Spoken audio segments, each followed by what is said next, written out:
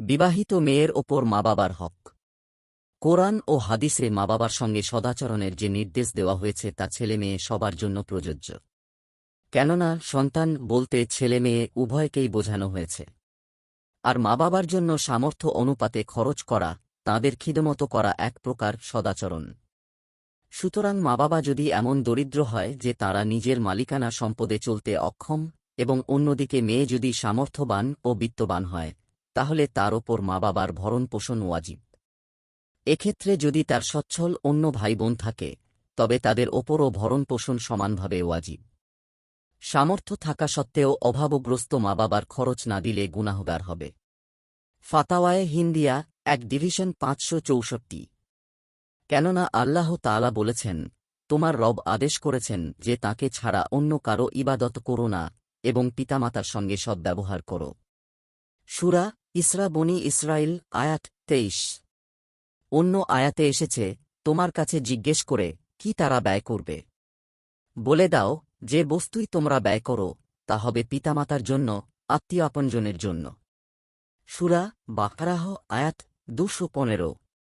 ইবন মুনজির রহমাতুল্লাহ আলাইহি বলেন, ওলামায়ে কিরাম এ ব্যাপারে একমত যে সন্তান যদি সামর্থ্যবান হয় এবং মা বাবা যদি গরিব হন, তাহলে তাদের জন্য খরচ করা সন্তানের ওপর ওয়াজিব। আল মুগনি 11/375। আর যদি পিতামাতা সচ্ছল হয় কিংবা সন্তান সন্ততি সামর্থ্যবান না হয়, তাহলে মা বাবার ভরণ পোষণ দেওয়া ওয়াজিব নয়। যদিও এক্ষেত্রে উত্তম হল কষ্ট হলেও যথাসাধ্য মা বাবারও ভরণ পোষণের খরচ চালিয়ে যাওয়া। তাবাইনুল হাকায়েক 3/64, রদ্দুল মুহতার 2/678। সুতরাং মেয়েদের প্রতি সংক্ষেপে ইসলামের নির্দেশ হল: 1. সর্বাবস্থায় মা বাবার সঙ্গে সদাচরণ এবং তাঁদের যথাসাধ্য খিদমত করবে। তাঁদের খোঁজ খবর নেবে। তাঁদের প্রয়োজনের দিকে খেয়াল রাখবে। তাঁদের শরীয়তসম্মত আদেশ মেনে চলবে।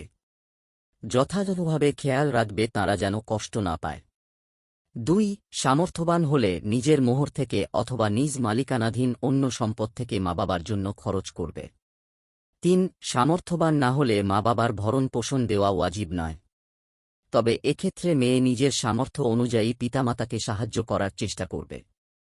এক্ষেত্রে মেয়েরা ঘরোয়া পরিবেশে শিক্ষকতা করে বা কোনো হস্তশিল্প, যেমন সেলাইয়ের কাজ বা হাঁস মুরগি পালন করে তাদের সহযোগিতা করতে পারে।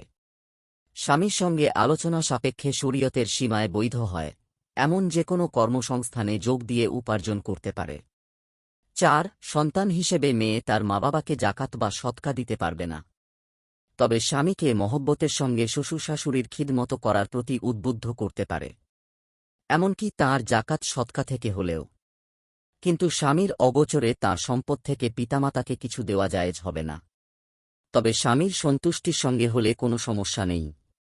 দিন প্রচারের উদ্দেশ্যে ভিডিওটি শেয়ার করুন। লাইক, কমেন্ট, ফলো এবং চ্যানেলটি সাবস্ক্রাইব করে পাশে থাকবেন। মহান আল্লাহ আপনাকে উত্তম যা দান করুক। আমিন।